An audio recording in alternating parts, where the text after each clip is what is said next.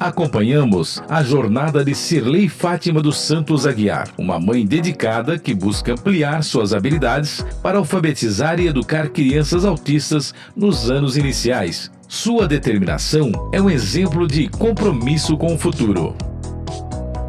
Então, o Júnior ele começou com tratamento devido à infecção que ele tinha, e ele tinha também problemas neurológicos para a questão de dormir, e ele estava sendo investigado com refluxo. Nessa época ele tinha mais ou menos uns 2 aninhos. O pulmonologista dele observou que ele era um menino muito ausente. Quando chamava a atenção dele, ele não piscava rápido que nem as outras crianças, ele ficava parado. Então ele pediu para que fizessem uns exames para verificar o que tinha de diferente. Foi aí que a gente descobriu que ele tinha o autismo. A atividade dele são atividades mais focadas nas limitações dele, tipo a educação física, a questão da pintura. Ele não tem a coordenação motora de estar segurando o lápis para estar pintando, então eles trabalham mais com a questão lúdica com o Júnior, que é uma situação bem diferenciada. Ele não é alfabetizado, ele não fala, então, digamos, se ele quer alguma coisa, o que ele faz? Ele puxa pela mão, ele quer comer bolacha, ele só come aquela bolacha da vaquinha, ele vai lá, puxa pela mão que ele quer bolacha. Ele quer passear de carro, então ele vai lá, puxa pela mão porque ele quer sair de carro. Ele quer ir dormir, quer ir tomar banho, então ele vai lá e puxa pela mão, então ele se comunica nesse gesto. A gente costuma brincar que só do que é do interesse dele que ele vai se comunicando. Eu costumo falar assim que o Júnior ele é uma criança no corpo de um adulto. Digamos assim, é como se ele tivesse, hoje ele está com 24 anos, é como se ele tivesse uns 2 aninhos de idade, mais ou menos isso.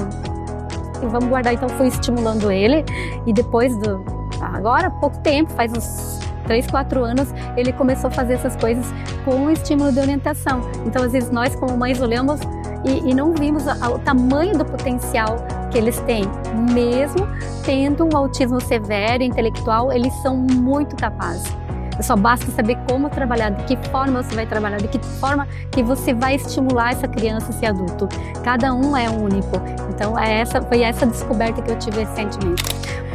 Porque eu achava assim, quando eu entrei na escola, tranquilo, né? Eu tenho um filho, na época ele tinha 22 anos, com autismo, na época nem via falar sobre isso, então vai ser muito tranquilo estar em sala de aula com os alunos com algumas limitações. Só que não, foi uma outra realidade, porque cada aluno, ou cada criança, ou cada adolescente, ele é único. Sabe o que? Às vezes a questão da medicação que dá certo para o meu filho não dá certo para o outro. Eu aprendi muito, eu descobri dentro da sala de aula e principalmente dentro da universidade que eu não sabia nada sobre o autismo, que o que eu tinha mesmo era conhecimento de mãe, e conhecimento de mãe é muito vasto perto de tantas limitações que tem na questão do autismo.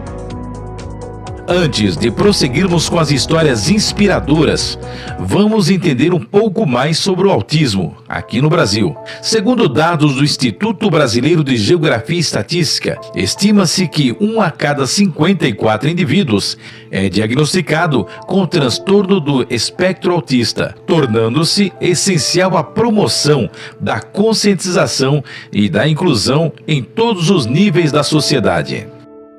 Assim, às vezes não só com as crianças autistas, existe comprovação científica que tem muitos adultos com autismo não diagnosticado.